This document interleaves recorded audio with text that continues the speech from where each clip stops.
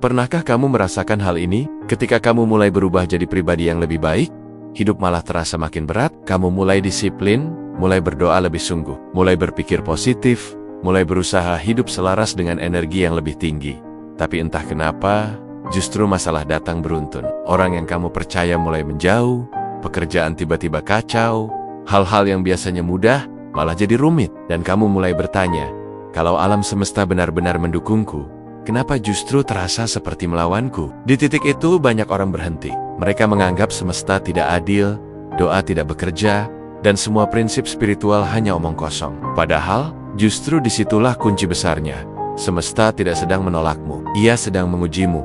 Begini cara alam semesta bekerja. Setiap kali kamu naik satu tingkat kesadaran, realitasmu akan diuji. Ujian itu bukan untuk menjatuhkanmu, tapi untuk memastikan, apakah kamu benar-benar sudah siap menampung kelimpahan yang kamu minta. Karena semesta tidak memberikan apa yang kamu mau, melainkan apa yang kamu selaras dengannya. Kamu tidak bisa menarik energi kelimpahan dengan pola pikir kekurangan. Kamu tidak bisa menerima cinta sejati dengan hati yang belum sembuh. Dan kamu tidak bisa menerima kedamaian kalau masih hidup dalam ketakutan. Jadi, ketika kamu berdoa meminta rezeki yang lebih besar, semesta tidak langsung menurunkannya. Ia justru akan mengirimkan situasi yang membuatmu kekurangan, agar kamu belajar tetap tenang di tengah keterbatasan. Ketika kamu memohon cinta sejati, semesta mungkin malah memunculkan luka lama, agar kamu belajar memaafkan dan mencintai diri sendiri terlebih dahulu. Dan ketika kamu berdoa minta ketenangan batin, semesta seringkali menghadirkan kekacauan, supaya kamu bisa belajar menemukan kedamaian dari dalam, bukan dari luar. Begitulah mekanismenya. Ujian bukan bentuk penolakan, tapi bentuk persiapan. Alam semesta sedang melatih otot energimu agar kuat menanggung kelimpahan yang lebih besar. Karena kalau kamu belum stabil di getaran tinggi, energi besar itu justru bisa menghancurkan keseimbanganmu. Bayangkan, seseorang yang tiba-tiba mendapat uang sangat besar, tapi masih hidup dengan mental kekurangan. Bukannya membawa damai, justru uang itu memunculkan kekhawatiran baru. Atau seseorang yang tiba-tiba mendapat cinta besar, tapi belum sembuh dari trauma lama. Akhirnya, hubungan itu penuh rasa takut dan kecurigaan. Itulah kenapa semesta tidak akan memberi lebih banyak sampai kamu siap secara vibrasi. Jadi, saat kamu diuji, jangan panik. Itu tandanya permintaanmu sudah dikirim. Tapi kamu sedang dikalibrasi agar getaranmu cocok dengan frekuensi kelimpahan itu.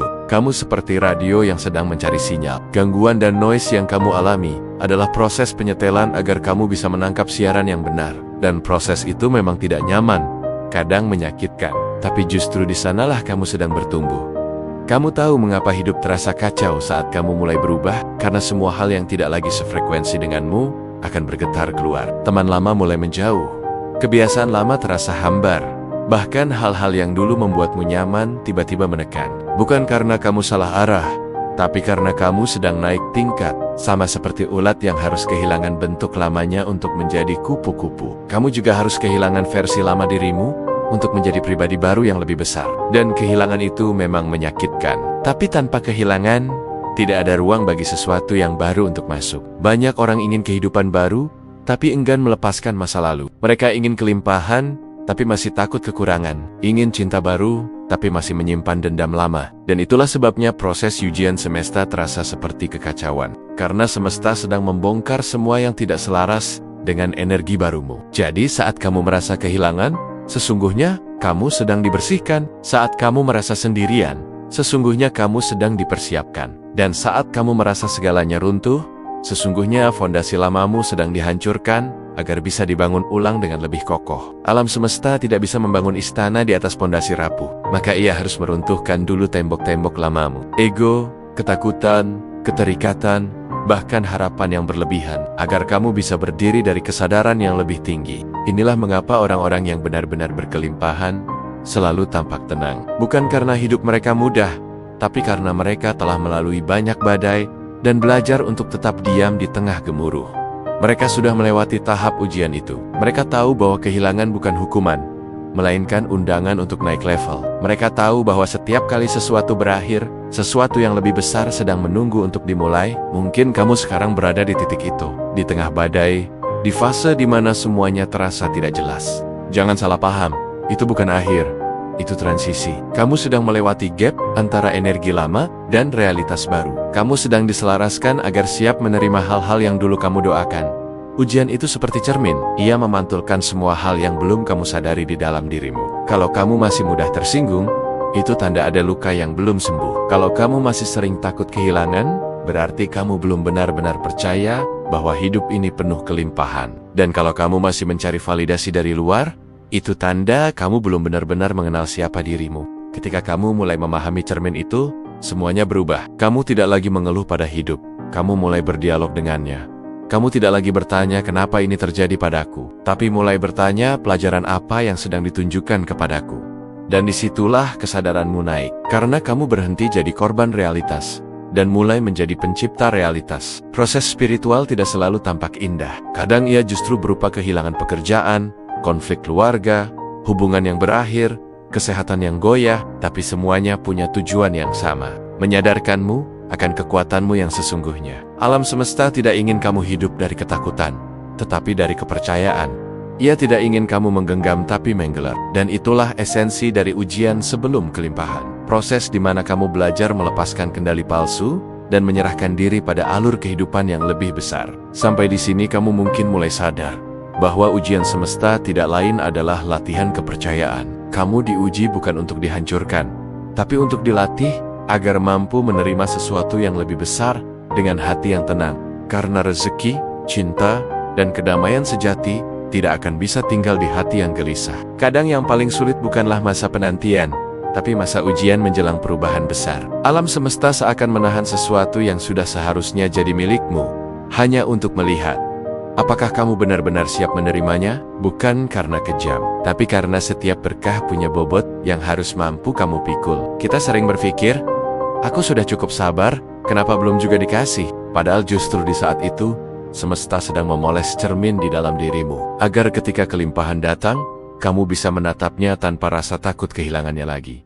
Ujian bukan hukuman. Ia hanyalah bentuk cinta dalam wujud yang keras. Perhatikan baik-baik. Orang yang sedang berada di ambang kelimpahan, biasanya justru diuji dengan kebalikan dari apa yang mereka minta. Ketika kamu meminta kesabaran, yang datang adalah situasi yang memancing amarah. Ketika kamu meminta kekuatan, yang datang adalah kelemahan. Ketika kamu meminta kelimpahan, yang datang adalah kekurangan. Bukan karena semesta menolakmu, tapi karena ia sedang memperkuat wadahmu, agar tak mudah retak saat berkahmu dituangkan nanti. Bayangkan sebuah bejana kecil. Jika tiba-tiba kamu tuang air berlimpah ke dalamnya, maka ia akan tumpah. Tapi jika bejana itu diperbesar dulu melalui proses tekanan dan pemanasan, barulah ia siap menampung kelimpahan yang lebih besar. Begitu pula dirimu. Kamu sedang diperbesar kapasitasnya, bukan disiksa. Dan di tahap ini, kebanyakan orang menyerah. Mereka marah, kecewa, dan menuduh Tuhan tak adil. Padahal, yang mereka alami hanyalah tahap terakhir sebelum pintu terbuka. Seperti anak panah yang ditarik ke belakang, semakin jauh ia ditarik, semakin kuat ia melesat ke depan. Di titik ini, banyak yang memilih berhenti. Padahal kalau saja mereka bertahan sedikit lebih lama, satu langkah lagi, mereka akan melihat bahwa semua luka, kehilangan, dan kegagalan ternyata sedang menuntun mereka pada versi diri yang lebih siap untuk menerima kelimpahan tanpa hancur olehnya. Ketika kamu sudah sampai pada fase di mana kamu bisa berkata, "Ya Tuhan, walau aku tidak dapat apa-apa, aku tetap percaya dan bersyukur," itulah tanda bahwa ujianmu hampir selesai. Karena saat itu, kamu telah berpindah dari energi kekurangan ke energi keutuhan. Dan pada titik itu, perlahan tapi pasti, semesta mulai membuka jalannya. Kamu akan melihat kebetulan demi kebetulan yang tidak masuk akal. Pintu yang tiba-tiba terbuka, orang yang muncul di waktu yang tepat, dan peluang yang datang seolah dari udara kosong. Itu bukan kebetulan, itu hasil resonansi energi barumu. Energi penerimaan, bukan lagi keputusasaan. Ketika kamu telah melewati ujian itu dengan hati terbuka, kamu akan mulai menyadari pola. Ternyata dunia tidak bekerja melawanmu, tapi bersamamu. Setiap peristiwa yang dulu kamu anggap sebagai kegagalan, kini tampak seperti puzzle yang akhirnya tersusun. Kamu mulai melihat bahwa semesta tidak pernah menutup pintu. Ia hanya menunggu kamu menemukan kuncinya. Kuncinya adalah getaran batin. Ketika kamu berhenti bergetar dalam frekuensi takut, cemas, iri, dan rasa kekurangan, hidupmu mulai berubah. Karena pada hakikatnya, Semesta tidak merespons kata-kata atau doa yang kamu ucapkan, melainkan energi di baliknya. Kalimat "aku ingin kaya" tak akan berarti jika di dalam hati kamu masih merasa miskin. Sebaliknya, diam tanpa meminta pun bisa membawa banyak rezeki jika kamu sudah bergetar dalam rasa cukup dan percaya. Inilah yang disebut frekuensi kelimpahan. Ia bukan sesuatu yang kamu kejar, tapi sesuatu yang kamu jadi. Ketika kamu sudah menjadi pribadi yang bersyukur, bahkan saat belum memiliki apa-apa, semesta akan menambahkan sebab untuk memperkuat rasa syukur itu. Dan di fase ini, kamu tidak lagi menarik kelimpahan dengan paksaan, melainkan dengan keberadaanmu sendiri. Kamu menjadi magnet alami bagi rezeki, peluang, dan kebahagiaan. Kamu tidak berusaha keras mengatur jalan hidupmu. Kamu hanya menjaga agar energimu tetap jernih, agar aliran itu tetap terbuka.